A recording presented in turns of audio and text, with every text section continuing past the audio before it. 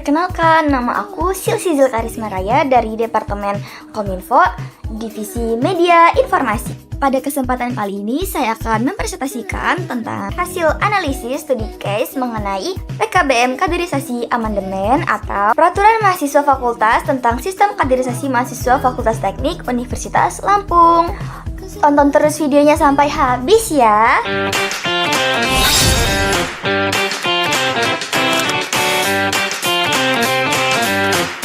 Nah, ini nih beberapa kebijakan PKBM Kaderisasi Amandemen, dan ini hasil analisis studi case yang sudah saya buat. Jadi, kebijakan ini tuh dibuat sebagai pedoman resmi dalam pelaksanaan kaderisasi organisasi mahasiswa di Fakultas Teknik Universitas Lampung. Secara umum, isi kebijakan ini tuh mengatur tentang proses kaderisasi, pembentukan komite kaderisasi, hak dan kewajiban peserta, kode etik, evaluasi kegiatan, hingga pemberian sanksi apabila terjadi pelanggaran selama proses kaderisasi berlangsung. Menurut saya, adanya kebijakan ini sangatlah penting karena kaderisasi merupakan salah satu bagian utama dalam keberlangsungan organisasi mahasiswa. Nah, melalui kaderisasi, organisasi dapat mempersiapkan anggota baru agar memiliki kemampuan kepemimpinan, rasa tanggung jawab, serta pemahaman terhadap organisasi yang mereka ikuti. Nah, pada kebijakan ini juga dijelaskan bahwa kaderisasi harus dilaksanakan secara terstruktur dan tetap menjunjung tinggi nilai kekeluargaan serta anti kekerasan. Hal ini terlihat dari adanya aturan yang melarang tindakan fisik, intimidasi, maupun perpeloncoan selama kegiatan kaderisasi berlangsung. Oke, selanjutnya kita akan membahas tentang dampak kebijakan terhadap organisasi mahasiswa. Menurut saya, kebijakan ini memberikan banyak dampak positif bagi organisasi mahasiswa. Yang pertama, kebijakan ini membantu menciptakan sistem kaderisasi yang lebih jelas dan terarah. Dengan adanya aturan tertulis, panitia dan peserta memiliki pedoman yang sama dalam menjalankan kegiatan. Kemudian, dampak positif lainnya yaitu dapat meminimalisir terjadinya tindakan kekerasan atau kegiatan yang berlebihan dalam kaderisasi. Karena di dalam aturan sudah dijelaskan mengenai hak peserta dan larangan terhadap tindakan yang melanggar kode etik. Namun, selain ada dampak positif, tentu beberapa terdapat tantangan dalam penerapan kebijakan ini. Salah satunya adalah banyaknya aturan administrasi yang harus dipenuhi, sehingga pelaksanaan kegiatan bisa terasa lebih rumit dibanding sebelumnya. Lalu, tidak semua anggota organisasi memahami isi kebijakan secara detail. Jika kurang adanya sosialisasi, maka masih bisa terjadi pelanggaran atau kesalahan dalam pelaksanaan kaderisasi. Lalu, tidak semua anggota organisasi memahami isi kebijakan secara detail. Jika kurang adanya sosialisasi, maka bisa terjadi pelanggaran atau kesalahan dalam pelaksanaan kaderisasi. Oke, yang berikutnya kita akan membahas tentang efektivitas dari kebijakan ini. Menurut saya, kebijakan ini sudah dapat dikatakan cukup efektif karena sudah mengatur proses kaderisasi secara rinci dan sistematis. Mulai dari proses perencanaan kegiatan, pembentukan komite kaderisasi, hak peserta, evaluasi program, hingga mekanisme sanksi, semuanya sudah dijelaskan dengan cukup lengkap. Selain itu, kebijakan ini juga mewajibkan pelaksanaan kaderisasi mengikuti pedoman LKMM PRATD dan LKMM-TD dari Kemendikbudristek. Hal ini menunjukkan bahwa kaderisasi bukan hanya sekedar kegiatan formalitas organisasi, tetapi juga bertujuan untuk membantu kemampuan berpikir kritis, komunikasi, kerjasama, dan kepemimpinan mahasiswa. Walaupun begitu, efektivitas suatu kebijakan juga tidak hanya bergantung pada isi aturan, tetapi juga bergantung pada bagaimana aturan itu dapat dijalankan. Jika panitia dan pengurus organisasi tidak menjalankan aturan dengan baik, maka tujuan dari kebijakan tersebut tidak akan tercapai secara maksimal. Oke, yang selanjutnya kita akan membahas tentang kesesuaian kebijakan dengan aturan yang lebih tinggi.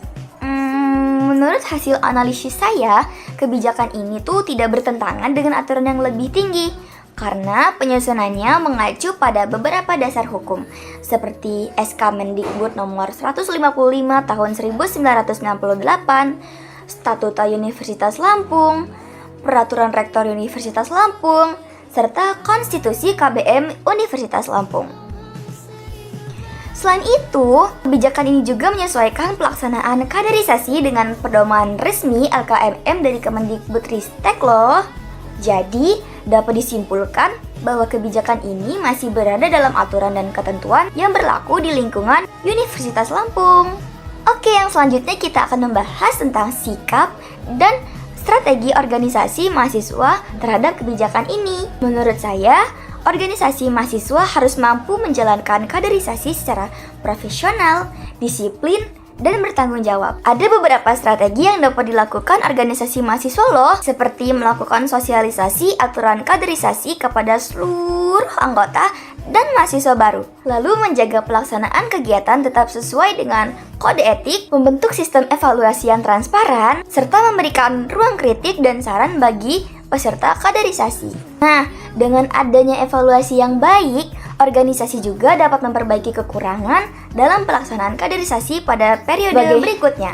Sebagai penutup dari studi case ini, saya memahami bahwa kebijakan kaderisasi memiliki peran yang sangat penting dalam menjaga kualitas organisasi mahasiswa. Dengan adanya aturan yang jelas, proses kaderisasi dapat berjalan lebih tertib, aman, dan terarah. Selain menjadi pedoman organisasi, kebijakan ini juga membantu menciptakan lingkungan kaderisasi yang lebih edukatif, profesional, dan menjunjung tinggi nilai kekeluargaan. Oke, cukup sekian presentasi dari saya. Aku ucapin terima kasih kepada seluruh penonton yang sudah menonton video ini sampai habis. Sekian, terima kasih. Wassalamualaikum warahmatullahi wabarakatuh. Dadah semuanya. I just had to let you know you're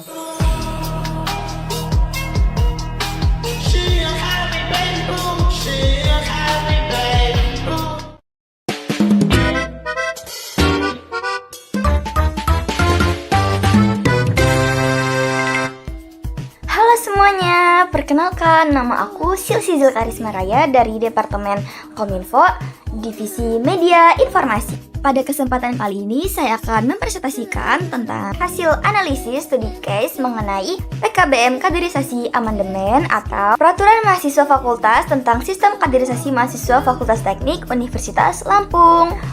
Tonton terus videonya sampai habis ya.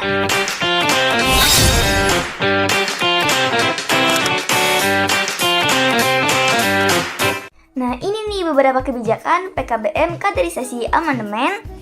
Dan ini hasil analisis studi case yang sudah saya buat. Jadi, kebijakan ini tuh dibuat sebagai pedoman resmi dalam pelaksanaan kaderisasi organisasi mahasiswa di Fakultas Teknik Universitas Lampung. Secara umum, isi kebijakan ini tuh mengatur tentang proses kaderisasi, pembentukan komite kaderisasi, hak dan kewajiban peserta, kode etik, evaluasi kegiatan, hingga pemberian sanksi apabila terjadi pelanggaran selama proses kaderisasi berlangsung. Menurut saya, adanya kebijakan ini sangatlah penting karena kaderisasi merupakan salah satu bagian utama dalam keberlangsungan organisasi mahasiswa. Nah, melalui kaderisasi, organisasi dapat mempersiapkan anggota baru agar memiliki kemampuan kepemimpinan, rasa tanggung jawab, serta pemahaman terhadap organisasi yang mereka ikuti. Nah, pada kebijakan ini juga dijelaskan bahwa kaderisasi harus dilaksanakan secara terstruktur dan tetap menjunjung tinggi nilai kekeluargaan serta anti kekerasan. Hal ini terlihat dari adanya aturan yang melarang tindakan fisik, intimidasi, maupun perpeloncoan selama kegiatan kaderisasi berlangsung. Oke, selanjutnya kita akan membahas tentang dampak kebijakan terhadap organisasi mahasiswa. Menurut saya, kebijakan ini memberikan banyak dampak positif bagi organisasi mahasiswa. Yang pertama, kebijakan ini membantu menciptakan sistem kaderisasi yang lebih jelas dan terarah. Dengan adanya aturan tertulis, panitia dan peserta memiliki pedoman yang sama dalam menjalankan kegiatan. Kemudian, dampak positif lainnya yaitu dapat meminimalisir terjadinya tindakan kekerasan atau kegiatan yang berlebihan dalam kaderisasi. Karena di dalam aturan sudah dijelaskan mengenai hak peserta dan larangan terhadap tindakan yang melanggar kode etik. Namun, selain ada dampak positif, tentu beberapa terdapat tantangan dalam penerapan kebijakan ini. Salah satunya adalah banyaknya aturan administrasi yang harus dipenuhi, sehingga pelaksanaan kegiatan bisa terasa lebih rumit dibanding sebelumnya.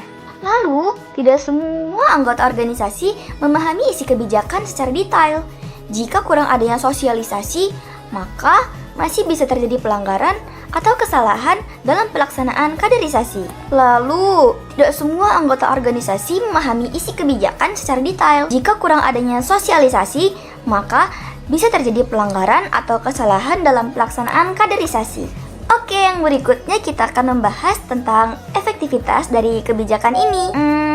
Menurut saya, kebijakan ini sudah dapat dikatakan cukup efektif karena sudah mengatur proses kaderisasi secara rinci dan sistematis. Mulai dari proses perencanaan kegiatan, pembentukan komite kaderisasi, hak peserta, evaluasi program, hingga mekanisme sanksi, semuanya sudah dijelaskan dengan cukup lengkap. Selain itu, kebijakan ini juga mewajibkan pelaksanaan kaderisasi mengikuti pedoman LKMM PRATD dan LKMM TD dari Kemendikbudristek. Hal ini menunjukkan bahwa kaderisasi bukan hanya sekedar kegiatan formalitas organisasi, tetapi juga bertujuan untuk membantu kemampuan berpikir kritis, komunikasi, kerjasama, dan kepemimpinan mahasiswa. Walaupun begitu, efektivitas suatu kebijakan juga tidak hanya bergantung pada isi aturan, tetapi juga bergantung pada bagaimana aturan itu dapat dijalankan. Jika panitia dan pengurus organisasi tidak menjalankan aturan dengan baik, maka tujuan dari kebijakan tersebut tidak akan tercapai secara maksimal. Oke, yang selanjutnya kita akan membahas tentang kesesuaian kebijakan dengan aturan yang lebih tinggi. Menurut hasil analisis saya, kebijakan ini tuh tidak bertentangan dengan aturan yang lebih tinggi karena penyusunannya mengacu pada beberapa dasar hukum seperti SK Mendikbud nomor 155 tahun 1998, Statuta Universitas Lampung, Peraturan Rektor Universitas Lampung, serta Konstitusi KBM Universitas Lampung. Selain itu, kebijakan ini juga menyesuaikan pelaksanaan kaderisasi dengan pedoman resmi LKMM dari Kemendikbudristek loh. Jadi, dapat disimpulkan bahwa kebijakan ini masih berada dalam aturan dan ketentuan yang berlaku di lingkungan Universitas Lampung. Oke, yang selanjutnya kita akan membahas tentang sikap dan strategi organisasi mahasiswa terhadap kebijakan ini. Menurut saya, organisasi mahasiswa harus mampu menjalankan kaderisasi secara profesional, disiplin, dan bertanggung jawab. Ada beberapa strategi yang dapat dilakukan organisasi mahasiswa loh, seperti melakukan sosialisasi aturan kaderisasi kepada seluruh anggota dan mahasiswa baru. Lalu menjaga pelaksanaan kegiatan tetap sesuai dengan kode etik, membentuk sistem evaluasi yang transparan, serta memberikan ruang kritik dan saran bagi peserta kaderisasi.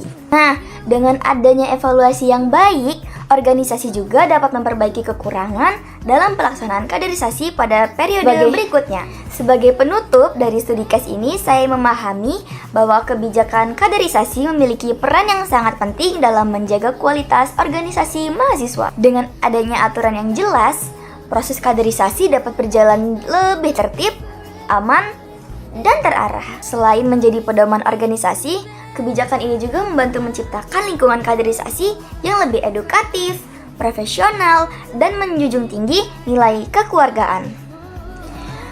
Oke, cukup sekian presentasi dari saya. Aku ucapin terima kasih kepada seluruh penonton yang sudah menonton video ini sampai habis. Sekian, terima kasih. Wassalamualaikum warahmatullahi wabarakatuh. Dadah semuanya. I just had to let you know you're